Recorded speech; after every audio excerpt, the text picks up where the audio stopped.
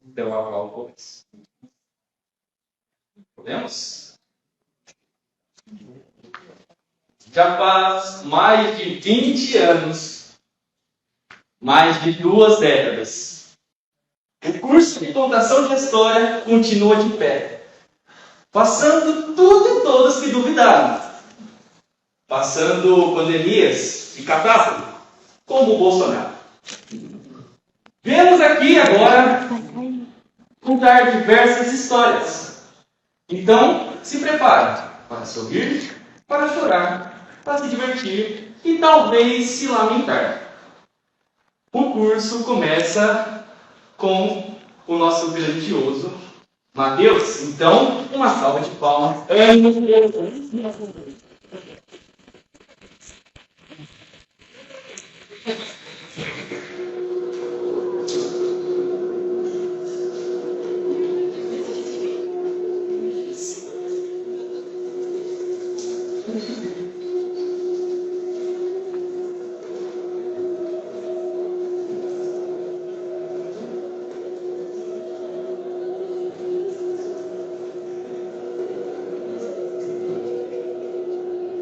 Um negócio, né?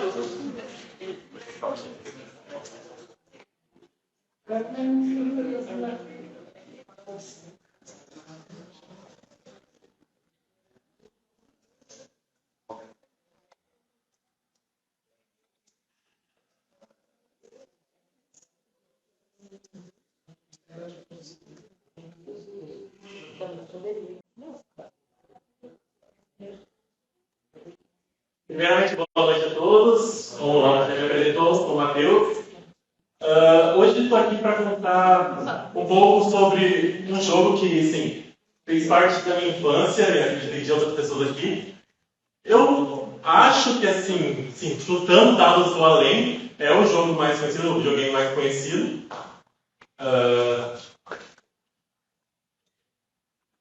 O jogo, como você falou, é o Minecraft. E eu vou contar a lore por trás de todo esse universo do Minecraft. Pode parecer, às vezes, que não tem lá uma história, mas assim como outros jogos, ele não entrega assim de graça para você. Não tem textos, não tem diálogo, não tem nenhuma cena que explique o que aconteceu antes, o que está acontecendo.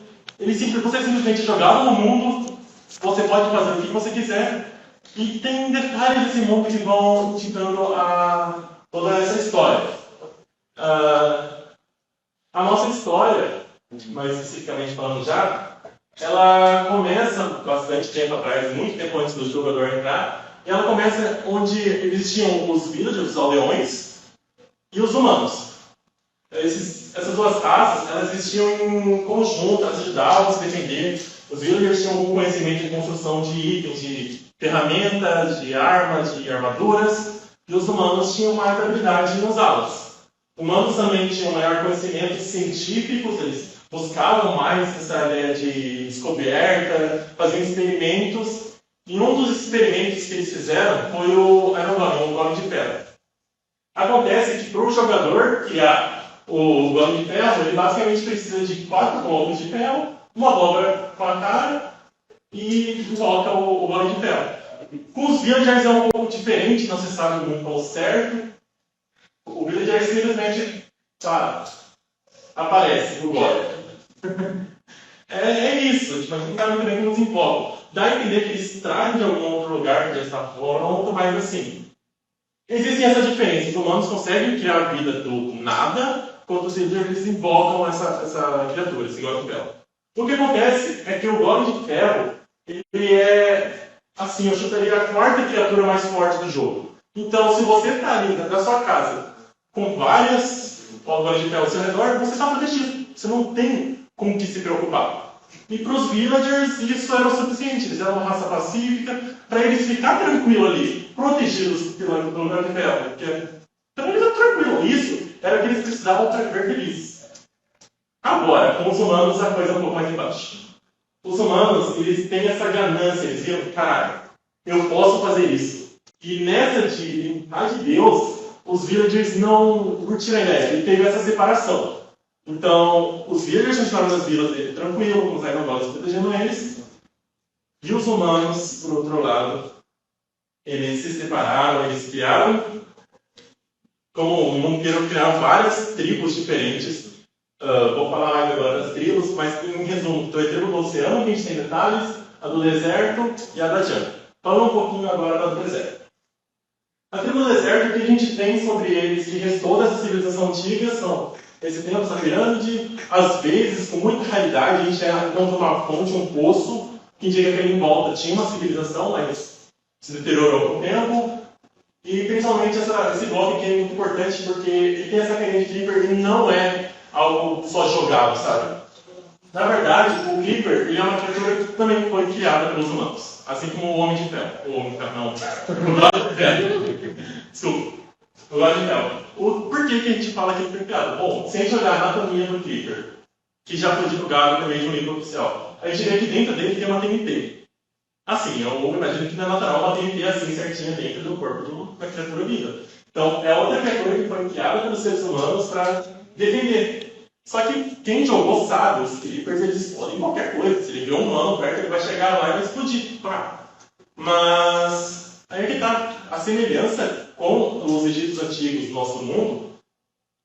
É o que eles adoravam os gatos. Então, nas vilas tinham vários gatos. E a única coisa que o Creeper tem medo é gato. Ele foge dos gatos. Ele tem esse instinto de proteger os gatos que eram adorados nessa civilização. Outra tribo que se separou foi a da Jungle, mas essa a gente não tem lá muitos detalhes, visto que pelo ambiente ali da Jungle, da savana, como quiserem chamar, ele não era muito amigável, com o tempo tudo praticamente deteriorado. A gente não tem disso deles terem tentado criar uma vida, mas a gente tem essa estrutura que é basicamente uma armadilha. Eles guardavam seus tesouros ali e colocaram algumas armadilhas. Provavelmente eles são a tribo que mais desenvolveram a questão do uso da redstone, só que se deteriorou com o tempo. E por último, e eu acho assim, a mais interessante de se falar, a gente tem a tribo que hoje em dia a gente encontra os vestígios delas embaixo do oceano. Na verdade, essa tribo não estava o tempo todo embaixo do oceano. Tipo, não pensaram em construir o templo ali embaixo. Ela foi submersa.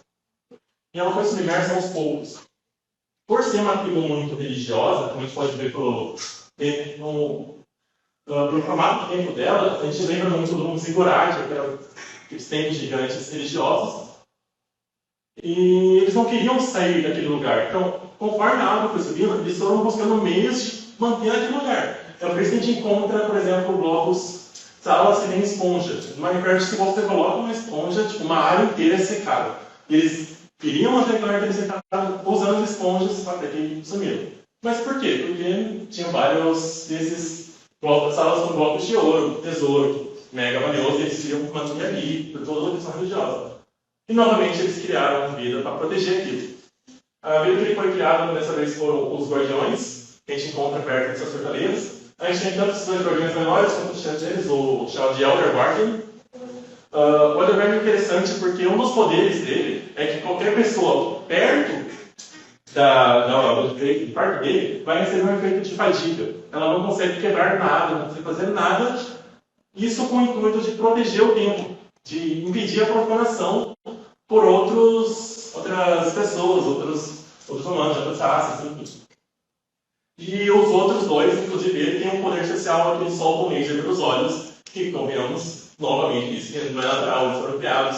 Se você olha, é o mesmo bloco que é utilizado, então eles foram novamente criados pelos humanos para proteger. Mas agora a gente parte para a tribo principal, que a gente chama de civilização antiga. O que aconteceu com eles foi que eles também continuaram fazendo experimentos, só que não se alocavam muito no lugar. Na verdade, o que eles descobriram foi uma forma de ir para outra dimensão.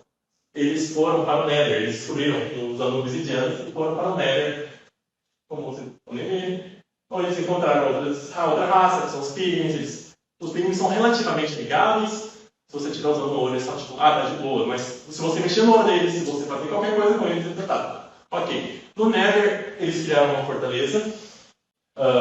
Quem jogou já chegou uma hora, sabe disso. E nessa fortaleza, novamente, para construir, eles, ao invés de ser algo mais científico, dá uma ideia mais de magia. Eles criaram o Blaze. O Blaze, além de ser criado, provavelmente é uma maneira de ressuscitar. Por que a gente fala isso? Porque o rosto do Blaze é muito parecido com o rosto dos humanos. E em volta dele tem essas varinhas que é o que a gente usa para fazer poções dentro do jogo. Para fazer os efeitos das poções finais tem que ter essa varinha, essa Blaze Rod.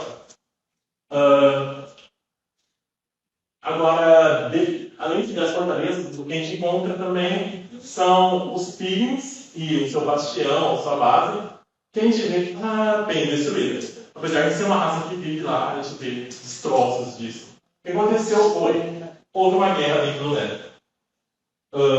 Os humanos não aceitavam só essa questão de troca, eles se amigavam com os piglins, eles queriam mais, deliciosos. Então eles entraram em guerra com os piglins. Acontece que a tecnologia humana era um tanto mais avançada que os piglins. Eles tinham encantamentos, eles tinham os itens de diamante. Mas o que fez os piglins sobreviverem a essa força enorme, quem já enfrentou um desses dentro do jogo, sabe quão chato é tipo muito forte de dos outros, é que os piglins usavam outro minério, que mais pra frente eu falo um pouquinho logo em seguida, que é a netherite, que é um minério ainda mais resistente que o Minecraft, ainda mais resistente que o diamante, ainda mais resistente que tudo que os humanos tinham. Mas os humanos têm mais tecnologia, tinha ocioso, a gente pode falar que usaram DNT, tinham várias formas para usar de artimanhas para vencer esses piglins. Bom, muitos anos passaram, então hoje em dia, quando você encontra o piglin, se você ainda estiver usando algum item de ouro, ele vai entender com você como amigável, não ameaça. Com exceção desse preta aqui, de camisa preta, que ele é o bruto da família, ele é mais guerreiro, então ele lembra do passado dos humanos. Ele sabe que os humanos não são legais, mas cedo ou mais tarde eles vão destruir tudo. E assim que ele tiver esse ataque, boa sorte de sobreviver. Mostrando melhorzinho como que é o Nether da Netherita, depois de processar esse Nether aqui, que você pode usar para reforçar seus itens de diamante. Você usa ele em cima do item de diamante. E é extremamente raro, porque houve toda essa escassez da guerra. Eles abusaram muito desse minério e não sobrou muito para contar a história. Bom, os humanos, em meio a essa guerra, eles também estavam perdendo pessoas, como eu disse. Então, não era uma guerra unilateral. Apesar de ser artimanhas, eles perdiam pessoas. E, para tentar sobreviver, os humanos, eles buscaram uma forma de reviver as pessoas, aquelas pessoas. E o que fez eles terem essa ideia de reviver é que no Nether a gente encontra um bioma cheio de areia das almas. Areia que contém pedaços, fragmentos de alma dentro dela que a gente vê saindo. Essa areia que é usada aqui. E como vocês podem ver, eles tentaram juntar a areia das almas com um corpo que não tinha, com o crânio de uma pessoa. Não deu muito certo. Quem jogou sabe o que acontece quando você faz isso aqui, você invoca o Wither Boss. Acontece que esse é o Wither Boss que a gente invoca hoje em dia. Na verdade, na antiguidade, os Wither Boss eram muito maiores, eram muito mais aventuradores. O que restou deles hoje em dia são fósseis. A única criatura que a gente vê que tem os ossos na marca e tem fósseis espalhados, tanto no Nether quanto no mundo normal que a gente nasce dentro do jogo. Ou seja, os Withers, eles seguiram, na verdade, os humanos. Porque os humanos, invocou um bicho desses, vão fugir daqui, abandonam essa dimensão, quem tiver aqui se vira para sobreviver, vamos voltar para o nosso mundo, que aqui não deu bom. E aí, eles voltaram, eles tinham um portais deles, que eram feitos por obsidiana, só que, ao tentar voltar, os Withers seguiram eles. E, não deu muito certo, uma criatura grande, muito poder, passando pelo portal, acabou destruindo portais. Por isso que hoje em dia só que a gente encontra no mundo são portais quebrados. A gente teve alguns itens ali perto dos portais, a gente blocos de ouro que eram usados, mas no geral estão todos quebrados e não tem muito o que fazer com eles, tem que reconstruir e tudo mais. E não é aquele quebrado tipo, tirou uma obsidian e já parou de funcionar. Não, eles estão destruídos, estão decorados. Você vê destroços em volta. Então não foi uma passagem lá muito amigável,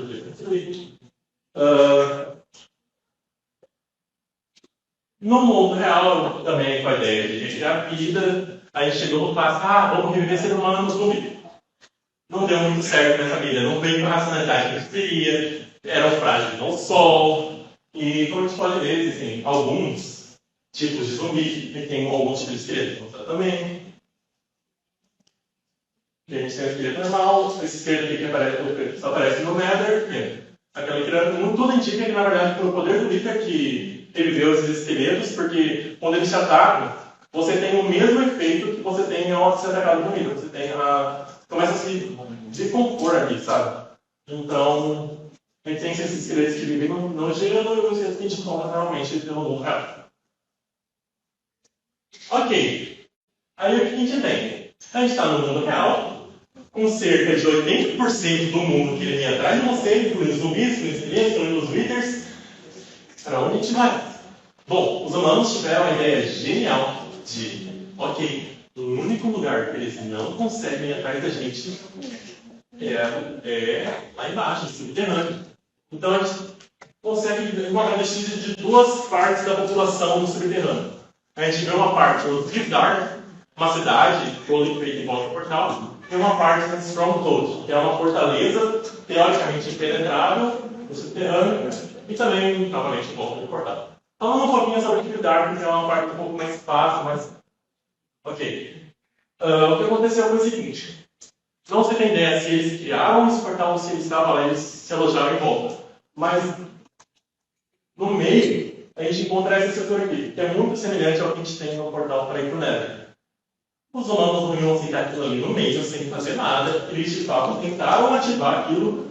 Só que o que aconteceu, inclusive, esses gravados, é que o que saiu daqui, eles não conseguiram nem entrar. Na verdade, algo saiu de lá. O que saiu foi o Order. Esse, que é a criatura mais forte do jogo atualmente, ele é muito rápido, ele tem ataque à distância, ele é muito forte. Não importa a armadura que você esteja vestindo, ele vai te matar com 1 ou 2 hits. Pronto, acabou. E na dimensão dele, lembra que eu falei um pouco daqueles sabiamentos da alma? Na verdade, dentro do Minecraft, a gente tem uma energia chamada energia das almas, que é o que alimenta ele, que é esse núcleo dele. E a dimensão dele toda gira em torno dessa energia. E o que acontece? Quando ela entra no nosso mundo, ela se alimenta dessa energia das almas para se espalhar como ele que a gente tem. Como a gente pode ver aqui, ali em cima, essa dimensão dele, essa forma dele vai se espalhando como um fungo, se alimentando das almas daqueles que foram mortos nessa chacina. Ainda teve algumas sobrevivências, os humanos conseguiram resistir um pouco, porque eles descobriram que o Ordem ele tem uma excelente adição, um péssimo 4 com revisão. Então, se eles se movessem em silêncio, estava tranquilo. Eles usaram os antigos como lança e tal, não durou muito, mas foi suficiente para deixar os vestígios como um disco, que você consegue ver como valores não muito reconhecidos, você consegue reconhecer o Ordem, você consegue reconhecer uma charge de soldados, mas não tem muito o que se reconhecer. Você tem que parar e prestar muita atenção e... Enfim.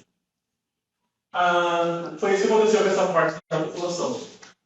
A outra parte, que eu falei, foi para Stronghold, que é toda essa estrutura aqui. Na verdade, ela é subterrânea, que para ficar um pouquinho mais claro. Que tem esse que é o portal também, esse portal que é o portal. Toda a estrutura que parece se assemelha um pouco a uma prisão, então você entende que eles estavam prendendo alguma coisa assim, muito provavelmente zumbis e tudo mais. Ela tem uma biblioteca que, evidentemente, eles não iam parar de estudar só por causa disso. Eles continuaram buscando conhecimento, buscando outras formas de ferrar com tudo. Parece que até a nossa população tem muita diferença. Mas o que aconteceu foi, tinha esse aí. Provavelmente esse portal foi construído pelos humanos, ele não estava ali de sempre, porque o próprio olho do fim que é usado para ativar é algo que a gente faz, sabe? A gente usa a pérola, o olho do fim e consegue construir essa chave para abrir o portal. E eles atravessaram o portal de 20. No portal, quando a gente chega na dimensão chamada TN, ou bem proposital o nome, a gente está chegando no fim da raça humana aqui. Porque ao chegar lá, não tinha como voltar. Eles não acharam uma produção. Por quê?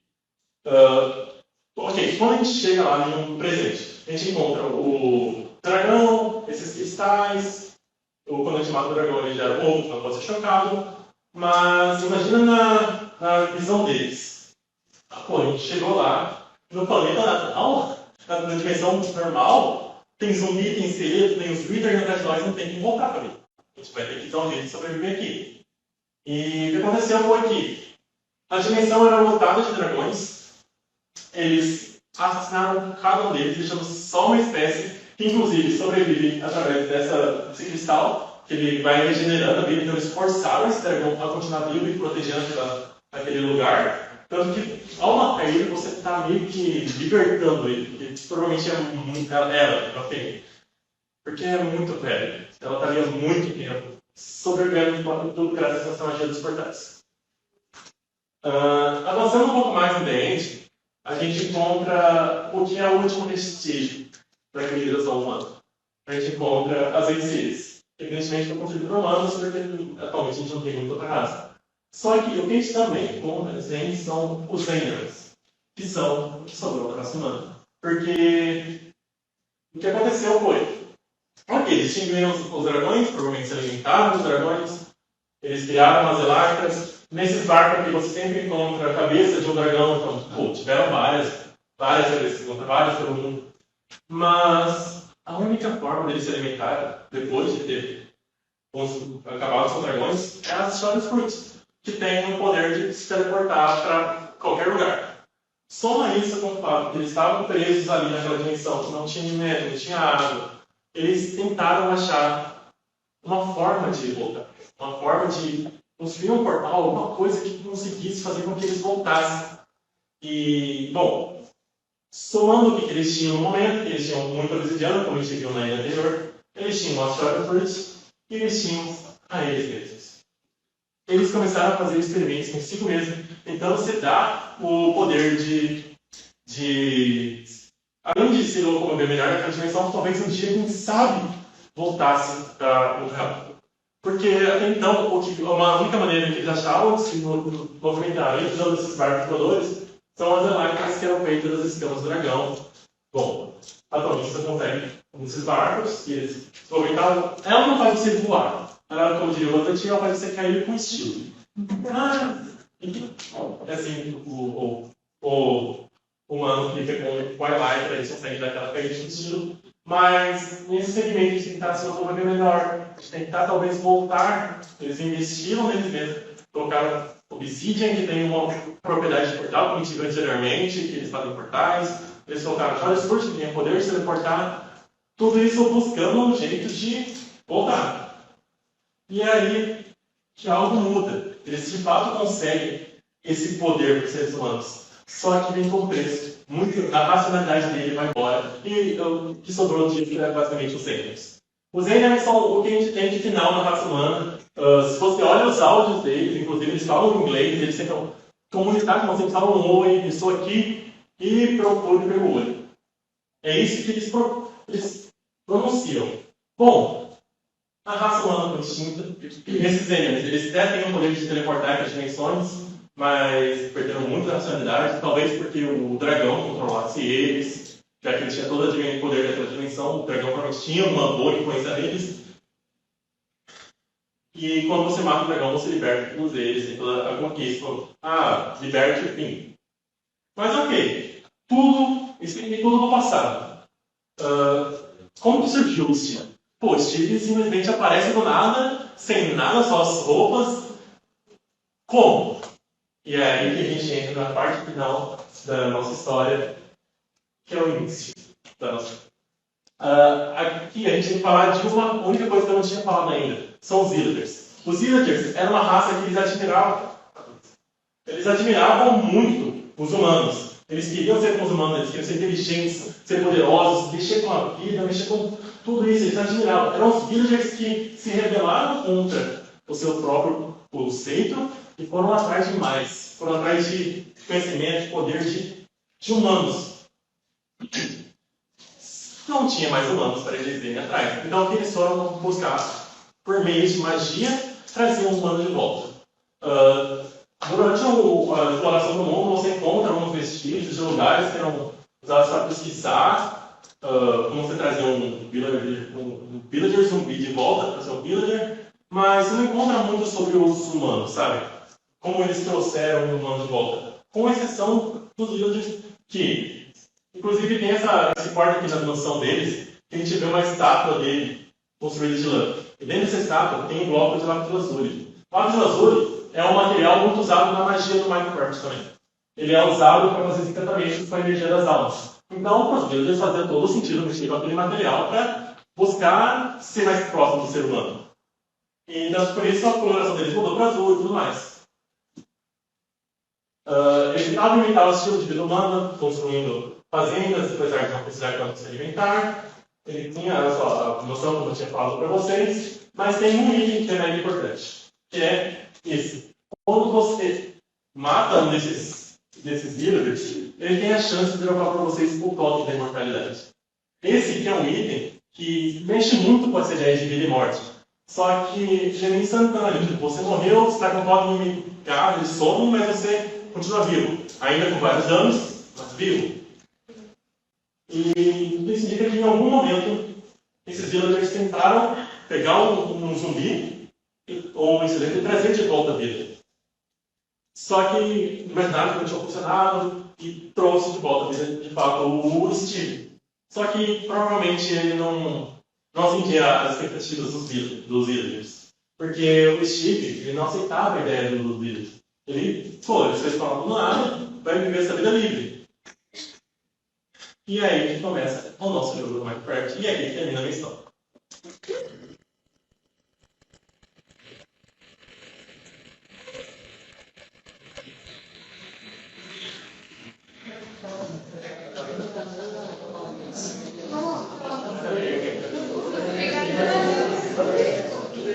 E agora, para a nossa próxima história, eu convido o Thiago.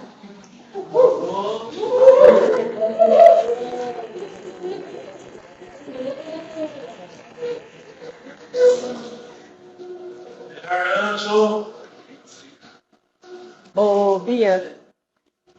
É Bia não, viu?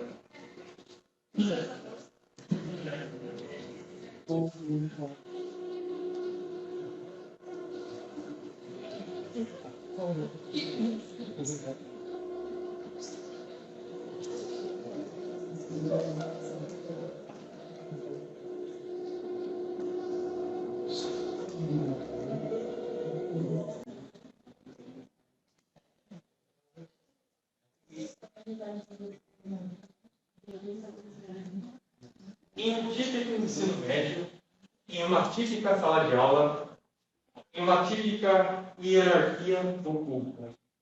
Eu possivelmente estava bem no fundo delas. Claro, afinal, eu não tinha nenhum amigo. Eu mal estudava e também não me exercitava. Eu nem ligava porque eu vestia. A única coisa na qual eu me agarrava era no que os meus pais sempre me diziam. Seja o mais respeitoso, sincero e honesto possível com as pessoas. Mas no fim, isso também não adiantava, porque eu não conversava com ninguém. Esse sou eu. Pois bem, num certo dia, ali na escola, de repente, alguns números começaram a aparecer acima da cabeça de cada estudante. 12, 15, 20, 40, enfim, diferentes números. Assim que esses números apareceram, cada um já começou com a sua teoria. Será que esse número não representa a nossa idade? Mas já perceberam que o número não batia. Será que ele representa quantos dias a gente tem até morrer? Mas também não dava certo, porque notaram que de vez em quando o número aumentava, mas nunca diminuía. Será que então é a nossa idade mental? Será que tem a ver com um time de futebol? Mas até, depois de um certo momento, um aluno resolve fazer uma sugestão. Não será que esse número representa o quão bonito uma pessoa é? Surpreendentemente, essa teoria tomou força. E logo já começaram a se comparar. O mais briguento da sala, o Enzo, ele tinha o número 11 na sua cabeça. O capitão do time de futebol, Wilson, tinha um 80. O O estudioso Marcos, ele tinha um 23. Mas o número maior que tinha na sala era também a pessoa que tinha o maior número de toda a escola, a Alice. Ela tinha o número 693. A Alice, ela era bonita em todos os sentidos. Ela era perfeita nos estudos, na ginástica. Ela também era bem gentil, se importava com os demais. A Alice era a minha crush, ou melhor dizendo, o meu xodó. Além de ter esse enorme número acima de sua cabeça, esse número aumentava a cada momento. Completamente oposto de mim. E tinha, acima da minha cabeça, o número 0. E esse 0, ele sempre se mantinha como 0 por todos os dias. Pois bem, num outro dia, lá estava eu, no intervalo, sentado no meu canto de sempre, com a cabeça baixa, só esperando quem fosse passar. Até que eu ouço uma voz ao meu lado. Olá, tá tudo bem com você? Eu olho e levo um susto. Era a Alice, bem ali na minha frente. Ela então continua. Desculpa se eu te assustei. É só que você não parecia muito bem. E eu fiquei preocupada. Tá tudo bem contigo? Eu até tentei responder alguma coisa, mas eu estava muito nervoso. Então eu comecei a engasgar. Então ela interrompeu. Por acaso você está nervoso com esses números que apareceram? Ela acertou em cheio. Era exatamente isso. Desde quando apareceram esses números, eu não parava de pensar neles. Eu não parava de pensar no meu 0. Então, eu abaixei a cabeça novamente e disse que sim. Então ela continuou novamente. Você não devia se importar com isso? São só uns números idiotas que apareceram. Uma pessoa deveria ser medida por números. Isso não faz sentido. E, de qualquer forma, de verdade, eu te acho muito bonito. E tenho certeza que deve ter mais coisas delas guardadas aí em você. Eu olhei novamente para ela e fiquei pensando comigo mesmo. Então, é assim que são as pessoas bonitas. Para cada palavra que ela foi dizendo, e por se importar comigo, eu fui gostando cada vez mais dela. E por consequência, eu pude notar que acima da cabeça dela, o número aumentava cada vez mais. Esse número disparava quando ela falava comigo, chegando até os 800. E isso me preocupava muito. Será que ela conseguia sentir que esse número estava aumentando? Será que ela conseguia sentir que eu gostava dela? Então eu fiquei ali, perdido com os meus pensamentos, até que ela resolve fazer uma outra pergunta. Aliás, mudando um pouquinho de assunto, por acaso tem alguém da sala que você gosta? Eu fiquei em choque. Como é que alguém poderia responder uma pergunta dessa? E ainda mais para ela. Como é que eu podia dizer, sim, eu gosto de você? Não sei dizer se foi por ser algo muito inesperado, ou se foi por eu ser muito medroso, mas a única coisa que eu consegui dizer nesse momento foi, não tem ninguém que eu goste. Essa foi a primeira vez que eu menti em toda a minha vida. E nesse mesmo momento, o 0 que estava na minha cabeça se tornou o número 1.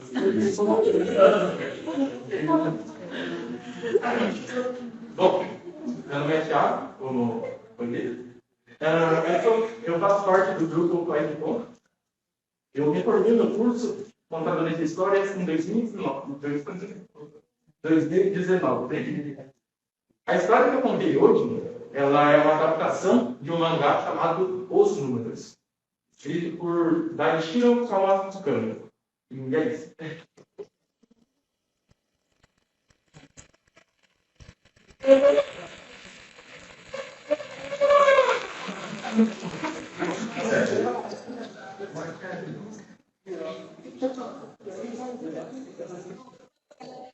E agora, para dar continuidade, eu vou chamar a Camila.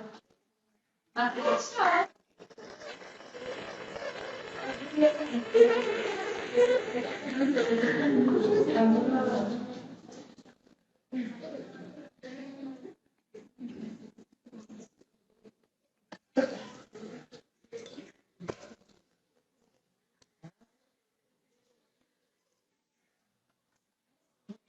Meu nome é Camila, eu sou do quarto ano da pedagogia e hoje eu trouxe para ler para vocês um poema que eu gosto muito. Quem já leu ou assistiu As Vantagens de Ser Invisível talvez se recorde desse poema. O Charlie leu na noite de Natal e com os amigos dele. E é um poema que propõe para gente uma reflexão muito importante. Em uma folha de papel amarelo com linhas verdes, ele escreveu um poema e o intitulou Chouros, porque era o nome de seu cão e era o que estava em toda parte. E seu professor lhe deu um A e uma estrela dourada, e sua mãe o abraçou à porta da cozinha e leu um poema para as tias. Era o ano em que o padre Tracy levava todas as crianças ao zoológico, e ele deixou que cantassem no ônibus. E sua irmãzinha tinha nascido, com unhas minúsculas e nenhum cabelo. E sua mãe e seu pai se beijavam tanto. E a garota da esquina mandou para ele um cartão de Dia dos Namorados assinado com vários X. E ele teve de perguntar ao pai o que significava X. E seu pai deixou que ele dormisse na sua cama à noite. E era sempre lá que ele dormia. Em uma folha de papel com linhas azuis, ele escreveu um poema e o intitulou Outono, porque era o nome da estação e era o que estava em toda parte. E seu professor lhe deu um A e o pediu para escrever com mais clareza. E sua mãe não o abraçou à porta da cozinha por causa da pintura nova. E as crianças disseram a ele que o padre Tracy fumava cigarros e largava as limpas no banco da igreja e às vezes elas faziam buracos. Que era o ano de seu irmão Zarópolis, com lentes grossas e armação preta. E a garota da esquina riu quando ele pediu para ver Papai Noel. E os garotos perguntaram por que a mãe e o pai se beijavam tanto. E seu pai não o cobria mais na cama à noite. E seu pai ficou curioso quando ele chorou por isso. Em uma folha de papel do seu caderno, ele escreveu um poema e o intitulou Inocência, uma questão. Porque a questão era sobre uma garota e isso estava em toda parte. E seu professor lhe deu um A e um olhar muito estranho. E sua mãe não o abraçou à porta da cozinha, porque ele nunca o mostrou a ela. Foi o primeiro ano depois da morte do padre Tracy, e ele esqueceu como terminava o creio em Deus Pai. E ele pegou a irmã se agarrando na varanda dos fundos. E sua mãe e seu pai nunca se beijavam, nem mesmo conversavam. E a garota da esquina usava maquiagem demais, o que fez ele tossir quando ele a beijou. Mas ele a beijou mesmo assim, porque era certo a se fazer. E às 3 da manhã, ele se aninhou na cama, seu pai roncava alto.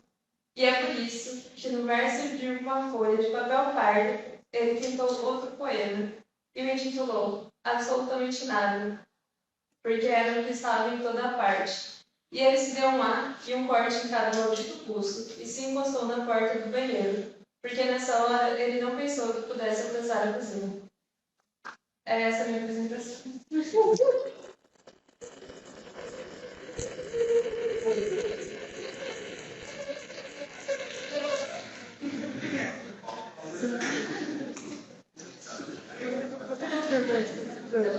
Bom, e agora eu peço uma salva de palmas para a Yasmin.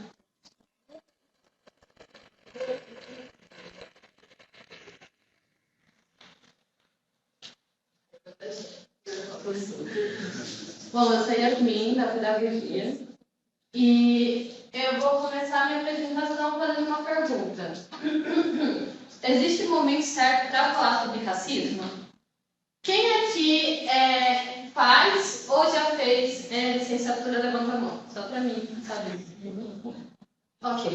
Eu vou contar um relato de uma mulher preta e eu peço que vocês analisem o caso. Na alfabetização, uma criança olhou para a Laila e disse: "Você não pode sentar aqui. Eu não sento perto de gente de cor escura." E ela também não deixava outras crianças brincarem com a Laila. Isso fez com que ela ficasse tão solitária que ela foi trancada no quartinho sozinha e ninguém sentiu a sua falta. E detalhe, ela era a única criança preta numa escola de classe média alta. Tudo isso, né, todo esse trauma fez com que, com apenas 8 anos, ela alisasse o cabelo e demorasse muitos anos para aceitar a própria cor. E, né, esse foi o relato. E em relação a isso, como a maioria, né, futuros professores, é nossa obrigação refletir sobre qual era o papel do professor nesse relato. A gente precisa falar em diversos momentos sobre o racismo, porque as relações sociais partem de algumas desigualdades, das desigualdades em si, né? Como social, de gênero e racial. Então, a gente precisa ensinar os alunos a respeitarem as diferenças individuais, culturais, históricas e falar sobre a escravidão e as consequências dela para a realidade atual é essencial. Mas não são só os professores que têm esse dever, né? Todos aqueles que não fazem licenciatura, seja de qualquer área do conhecimento, precisam se posicionar como antirracistas. E para encerrar minha apresentação, eu deixo um questionamento. O que vocês fazem para contribuir com essa luta? E essa é a minha apresentação.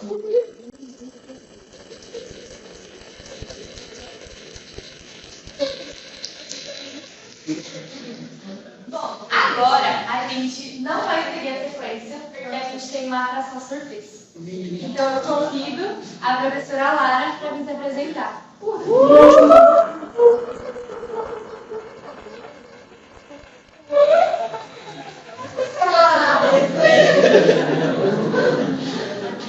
Nossa, agora eu fiquei nervosa. Essa é uma surpresa. Bom, pessoal, boa noite. Eu sou a Lara. Eu sou docente substituta do Departamento de Educação atualmente. Já fui no Departamento de Matemática, né? E hoje, eu não sou uma contadora de histórias, eu ainda não fiz o curso, mas eu me considero uma leitora, então eu vou ler para vocês. Eu vou ler uma crônica da Marina Colasanti. A Marina Colasanti é uma cronista famosa aqui do nosso país. Essa crônica foi publicada no Jornal do Brasil em 1972. E ela se chama Eu Sei, Mas Não Devia. Eu sei que a gente se acostuma, mas não devia. A gente se acostuma a morar em apartamentos de fundo e a não ter outra vista que não as janelas ao redor. E porque não tem vista, logo se acostuma a não olhar para fora. E porque não olha para fora, logo se acostuma a não abrir de todo as cortinas. E porque não abre as cortinas, logo se acostuma a acender mais cedo a luz. E à medida que se acostuma, esquece o sol, esquece o ar, esquece a amplidão. A gente se acostuma a acordar de manhã sobressalto porque está na hora, a tomar o café correndo porque está atrasado, a ler o jornal no ônibus porque não pode perder o tempo da viagem, a comer sanduíche porque não dá tempo de almoçar, a sair do trabalho porque já é noite, a cochilar no ônibus porque está cansado, a deitar cedo e dormir pesado sem ter vivido o dia. A gente se acostuma a abrir o jornal e a ler sobre a guerra. E aí, aceitando a guerra, aceita os mortos. E que haja número para os mortos. E aceitando os números, aceita não acreditar nas negociações de paz. E não acreditando nas negociações de paz, aceita ler todo dia da guerra, dos números da longa duração. A gente se acostuma a esperar o dia inteiro e ouvir no telefone. Hoje não posso ir. A sorrir para as pessoas sem receber um sorriso de volta. A ser ignorado quando precisava tanto ser visto. A gente se acostuma a pagar por tudo que deseja e do que necessita. E a lutar para ganhar dinheiro com o que pagar. E a ganhar menos do que precisa. E a fazer fila para pagar. E a pagar mais do que as coisas falam. E a saber que cada vez irá pagar mais. E a procurar mais trabalho para ganhar mais dinheiro, para ter com que pagar nas filas que se cobram. A gente se acostuma a andar na rua e ver cartazes, a abrir revistas e ver anúncios, a ligar a televisão e assistir comerciais, a ir ao cinema e engolir publicidade, a ser instigado, conduzido, desnorteado, lançado na infindável catarata dos produtos. A gente se acostuma à poluição, às salas fechadas de ar-condicionado e cheiro de cigarro, à luz artificial de ligeiro tremor, ao choque que os olhos levam à luz natural, às bactérias da água potável, à contaminação da água do mar, à lenta morte dos rios. Se acostuma a não ouvir os passarinhos, a não ter o galo de madrugada, a temer a hidrofobia dos cães, a não colher fruta do pé, a não ter sequer uma planta. A gente se acostuma a coisas demais para não sofrer. Em doses pequenas, tentando não perceber, vai afastando uma dor aqui, um ressentimento ali, uma revolta acolá. Se o cinema está cheio, a gente senta na primeira fila e torce um pouco o pescoço. Se a praia está contaminada, a gente molha só os pés e sua no resto do corpo. Se o trabalho está duro, a gente se consola pensando no fim de semana. E se no fim de semana não há muito o que fazer, a gente vai dormir cedo e ainda fica satisfeito porque tem sempre sono atrasado. A gente se acostuma para não se ralar na destreza, na aspereza, para preservar na pele. Se acostuma para evitar feridas, sangramentos, para esquivar-se de faca e baioneta, para poupar o peito. A gente se acostuma para poupar a vida, que aos poucos se gasta, e que gasta de tanto acostumar, se perde de si mesmo. A gente se acostuma, eu sei, mas não devia. Marina Colação.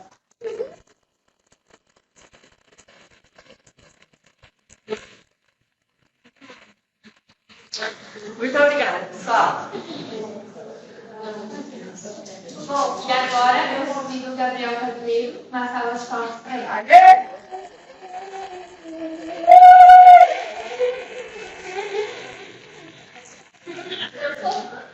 Boa noite, meu nome é Gabriel Casimiro, sou estudante do terceiro ano da matemática e para minha apontação eu preparei 2 contos. O primeiro se chama Histórias de Nasrudin, o tolo que era sábado. Todos os dias, o mulá Nasrudin ia ao mercado público. Algumas pessoas adoravam vê-lo fazendo papel de bobo com o seguinte truque. Mostravam-lhe 2 moedas, uma valendo 10 vezes mais do que a outra. Nasrudin olhava, coçava a cabeça e, depois de um tempo, sempre escolhia e ficava com a moeda de menor valor. A história se espalhou pelas cercanias e todos os dias algumas pessoas mostravam as 2 moedas e uma pequena multidão que se formava em volta olhava e pensava. Ria, fazia graças, pois Nasrudin sempre escolhia e ficava com a moeda de menor valor. Certo dia, uma pessoa muito séria, cansada de vê-lo fazer papel de bobo, o chamou no canto e disse: sempre que lhe oferecerem 2 moedas, escolha sempre a de maior valor. Assim, você bancará o esperto, ganhará mais dinheiro e não será considerado um idiota. Foi então que Nasrudin lhe disse: você tem toda a razão, mas se eu escolher a moeda de maior valor, as pessoas não vão mais me oferecer dinheiro para provar que sou mais idiota do que elas. Você não faz ideia de quanto dinheiro esse truque já me rendeu. E acrescentou: não há nada de errado em se passar por tolo se o que você está fazendo é inteligente.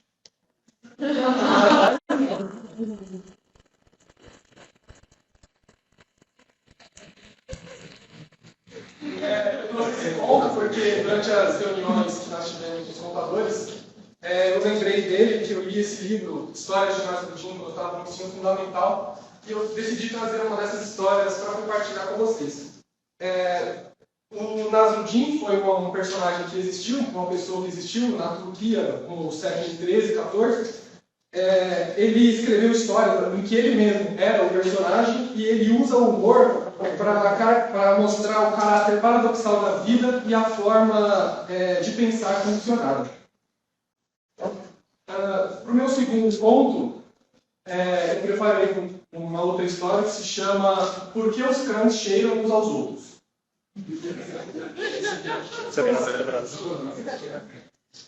Há muito tempo, antes dos humanos domesticarem os cães, Esses viviam pelo mundo separados em dois países. O país do lado de cá e o país do lado de lá. Cada país tinha um cão-chefe próprio, mas eles não se davam bem, porque além dos países terem culturas diferentes, eles viviam se gabando um do outro. O chefe do lado de cá vivia dizendo que em seu país todos eram musculosos e eram obrigados a se exercitar. E o chefe do lado de lá vivia dizendo que em seu país todos eram cheirosos e limpos porque eram obrigados a tomar banho. E eles viviam assim, um contando vantagem do outro. Certo dia, o cão-chefe do lado de cá decidiu que queria se casar com a irmã do cão-chefe do lado de lá. Mas, devido à constante disputa entre eles, o chefe do lado de lá disse: de forma nenhuma, com a minha irmã você não se casa. Ao saber disso, o chefe que queria se casar ficou irritado, porque ele realmente gostava da irmã do outro chefe. Foi então que ele decidiu enviar um mensageiro à terra de lá. Boa tarde. Tenho a seguinte mensagem. Você não pode me proibir de casar com a sua irmã. Se fizer isso, vou enviar o meu exército para destruir o seu país. Depois de entregar o recado, o mensageiro se preparava para voltar para a terra do lado de cá. Quando os conselheiros do chefe perceberam que ele estava muito sujo e disseram: neste país, todos são obrigados a tomar banho. E você está sujo, com a cauda imunda. Nós temos que dar um banho em você. Então, eles levaram o mensageiro para tomar banho. E lhe deram um banho mas tão bem dado, que passaram inclusive perfume em sua cauda. Após isso, o mensageiro tomou o caminho para a terra do lado de cá. Mas, no meio do caminho, ele percebeu que estava muito limpo, cheiroso, e ele começou a se sentir orgulhoso e confiante em si mesmo.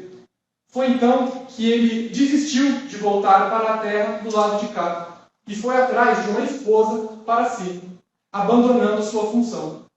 O chefe, ao ficar sabendo disso, ficou louco e ordenou que, a partir daquele momento, todos no país deveriam cheirar uns aos outros, a fim de encontrar o mensageiro que desertou e desapareceu. E é por isso que os cães cheiram uns aos outros.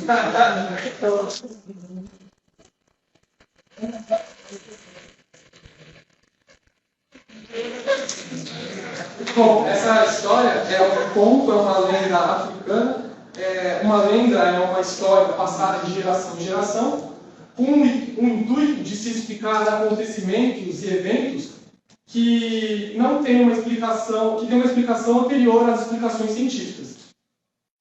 No caso, as lendas africanas trazem histórias de espíritos, animais, bravos guerreiros, fantasmas, entre outros.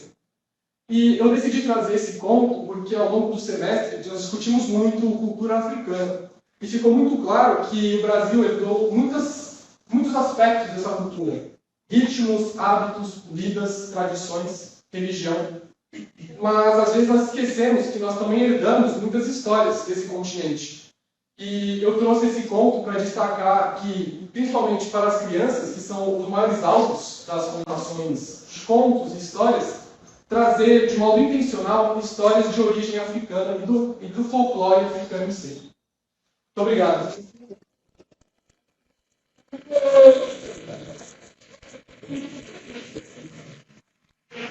Bom, e agora eu quero uma salva de palmas para o William.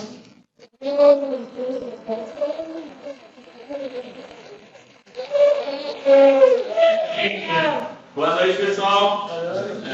Eu estou bem nervoso, mas não sei. Eu vou contar um poema que, na verdade, eu escrevi, só que são duas partes. A primeira parte eu escrevi para uma pessoa, mas eu nunca contei para ela. E a segunda parte são mais reflexões minhas, que de vez em quando eu paro assim e começo a escrever no bloco de notas aí. E por isso que eu estou no bloco de notas lendo. Vou ler para você. O poema chama Mais sobre você ou sobre mim? Percebi no centro de minhas atenções você. Sonhei como nunca antes. Vivi pelos possíveis momentos que te veria. Toda bela, toda poderosa, pela retina dos meus olhos. Sentir seu carinho me trouxe paz. Sentir seu cheiro me fez voar. seu beijo é uma tamanha demonstração de tudo aquilo que você é. E como iria imaginar que apenas uma vez perto de você seria suficiente para fazer tudo mudar? Quão duro foi perceber que a pior das verdades, aquela que mais doía em mim, aquela que tinha mais medo, era real. Se houvesse percepção de que tudo seria único, certamente teria te deixado ir. Difícil viver sem te sentir. Pensar em coisas importantes, fazer coisas importantes, sem lembrar de ti. Minha mente, desde então, repousa sobre sua alma. De pura confusão a pura agonia. Foi de confusão para a felicidade, por que não? O que você está pensando sobre tudo isso? Será que em algum momento você chegou a pensar algo diferente? Perguntas sem respostas sempre fizeram parte de mim. Ser confuso é bom, ou será que não? Os pequenos momentos são os que verdadeiramente fazem a diferença. E agora os vivo profundamente, sem pensar que haverá amanhã, buscando a felicidade não completa, mas incompleta, assim como sou, incompleta e inconstante. Costumo querer ser tudo, mas hoje quero apenas servir. É isso.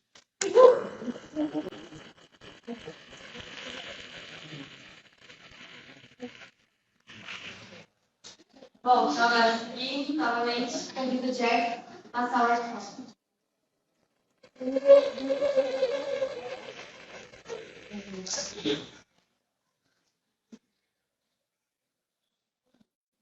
Professor, você já teve um amigo de infância que se perdeu, mas queria que ele estivesse tendo brincando com você? Fizesse parte da sua história novamente? Eu não consigo parar de pensar sobre isso. Ainda mais depois da luta que eu tive com ela. Quem diria? Logo eu, defendendo o lado alto, depois de tudo que eles fizeram contra mim, contra o nosso povo? Mas eu não consegui ignorar a irmã dela. Durante a luta que eu tive, eu senti que ela estava lá, esperando por um abraço, como de criança. No começo eu não quis acreditar, mas eu senti. Você já ouviu falar um pouco sobre ela, professor? Sabe um pouco da história dela? Eu imagino que não. Afinal de contas, você veio do lado alto. Você conhece tão pouco da nossa história, das nossas necessidades, do nosso sofrimento. Não sei nem o que você está fazendo aqui, de fato. Vou te contar um pouco do que eu me lembro da história dela. Na última revolta que teve, elas encontraram seus pais mortos. Por sorte ou destino, o tio encontrou ela. Tive remorso ao sofrer por ter liderado uma revolta que ocasionou em várias mortes do seu povo. Ele viu nela uma esperança de cumprir, uma esperança de cumprir um recomeço, uma esperança de começar de novo a vida. Cuidou delas como se fossem suas filhas. Agora não sei como. O que mudou tudo foi quando seus amigos morreram. O tio Bender morreu. A sua irmã tinha sido presa e eu nem fiquei sabendo. Só fui saber quando ela voltou. Achei que ela tinha sido morta. Não sei como ela foi parar na mão do tio. Não sei. Se eu pudesse fazer alguma coisa. Mas como que eu ia fazer alguma coisa se eu era uma criança? Na luta da ponte, ela podia ter me matado. Nós nos encontramos e olhamos um para o outro. Eu revivi aquele passado da brincadeira que a gente tinha quando era pequeno, que ela tirava e eu tinha que desviar. Eu revivi aquilo. E eu tenho certeza que ela me deu a chance de viver novamente, porque ela poderia ter me matado. Mas ela deu os mesmos 3 tiros que ela dava quando a gente era criança. Eu senti que ela queria que eu parasse ela naquele momento. Então, logo eu fui pra cima, pulei em cima dela, na hora que eu fui nocauteá-la, libertar, eu hesitei, porque vi um rosto de criança que queria apenas um abraço. E por hesitar, explodiu uma bomba, não vi mais nada. Mas eu não consigo parar de pensar que a Bowser ainda pode escalar.